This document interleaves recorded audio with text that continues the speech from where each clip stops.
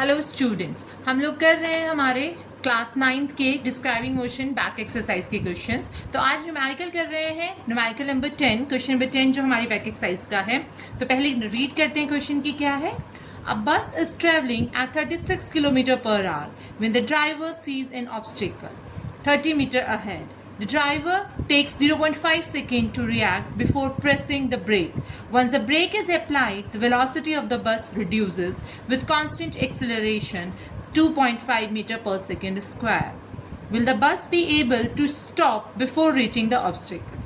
अब हुआ क्या कि एक जो ड्राइवर है वो गाड़ी चला रहा है at the speed of 36 kilometre per hour और उसे अपने से 30 मीटर की दूरी पर कुछ ऑब्स्टेकल नजर आता है। उसे जब तक वो कुछ सोच पाता उसमें 0.5 सेकेंड कंज्यूम हुए और उसने कुछ डिस्टेंस वहां पर ट्रैवल कर लिया। Once the brake is applied, उसके बाद उसकी वेलोसिटी डिक्रीज होनी शुरू हो गई और तो हमें चेक करना है कि क्या वो ऑब्स्टेकल से पहले रुक जाएगा।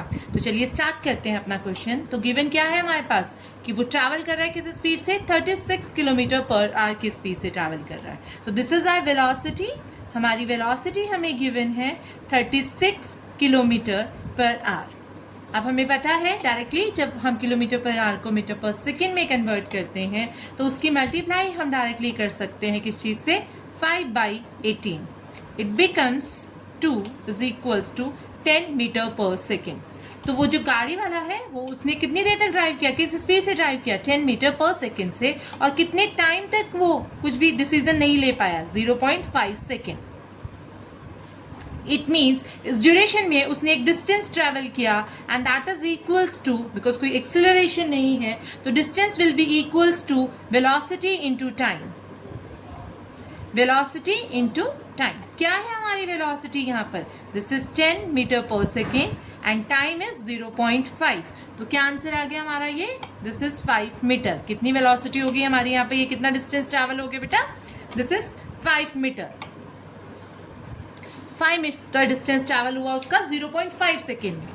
हाँ, तो उसके बाद ड्राइवर ने ब्रेक्स अप्लाई किए with negative acceleration of 2.5 meter per second square.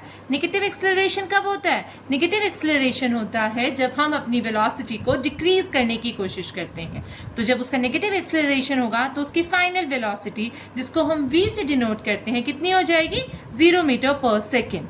अब उसने इस पूरे टाइम पर कितना डिस्टेंस ट्रैवल किया हमें ये देखना है। u हमें पता है हमारी कितनी है, 10 मीटर पर सेकेंड। v हमारी हो जाएगी final velocity will be equals to 0, क्योंकि एट लास्ट वो रुक ही गया है तो लास्ट में उसकी फाइनल वेलोसिटी हो गई है 0 मीटर पर सेकेंड।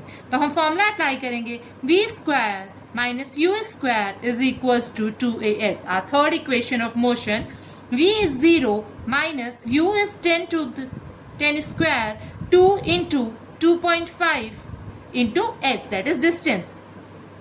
अब क्योंकि हमारा जो एक्सेलरेशन है वो नेगेटिव एक्सेलरेशन है तो हम यहाँ पर नेगेटिव वैल्यू यूज करेंगे। It becomes minus 100 is equals to 2.5 into 2 is minus 5 into S.